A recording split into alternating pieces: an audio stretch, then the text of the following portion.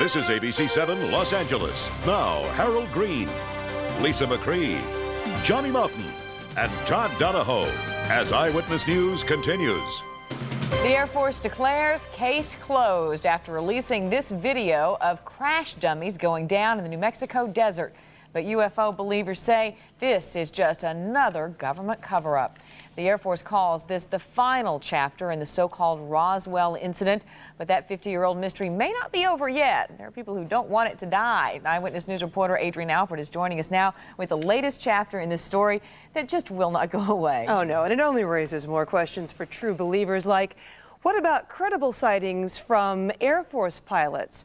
But the Air Force says this closes the book on extraterrestrials who were no more than high-altitude dummies testing parachutes. Typical test dummy used by the Air Force during the 1950s.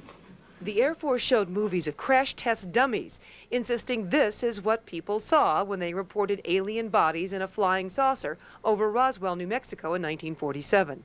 Skeptics immediately pointed out the dummies were used 10 years after the Roswell sightings. But I think if you find that people talk about things over a period of time, they begin to lose exactly when the date was. But this is what the Air Force hopes is the final word debunking claims by UFO believers. A detailed report concluding reports of aliens were probably of dummies that were carried aloft by U.S. Air Force high-altitude balloons for scientific research. The Pentagon film shows payloads that look very much like a flying saucer, but were test vehicles for a Cold War project. But the Washington Press Corps was questioning today's messenger. How do you know that you're not being used? How do you know that you know the full story when you stand there? That there's no evidence of this? Because our job is to review all the Air Force documents for this era. Last summer's blockbuster, Independence Day, was simply the Roswell story played out. There's no Area 51. There's no recovered spaceship. Excuse me, Mr. President. That's not entirely accurate. The story isn't going over well in Roswell, which has museums and alien festivals and an economy the Pentagon report isn't going to stop. The movie probably got the LA reaction right about the prospect of a close encounter.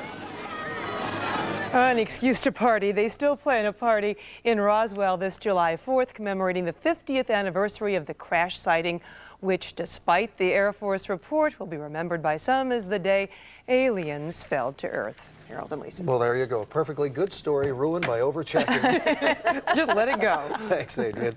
Well, the Air Force put on a spectacular light show over the West Coast last night. It was spectacular, but it wasn't intended to be that way. The colorful display was only the vapor trail of an intercontinental ballistics missile launched from Vandenberg Air Force Base at around 8:40 last night. It was seen all over the western states, as far away as Las Vegas, because of the sunlight reflecting off the rocket fuel and the vapor which froze in the upper atmosphere. The launch was part of a test to see if the rocket could hit another missile launched from the Marshall Islands thousands of miles downrange. The test was a success.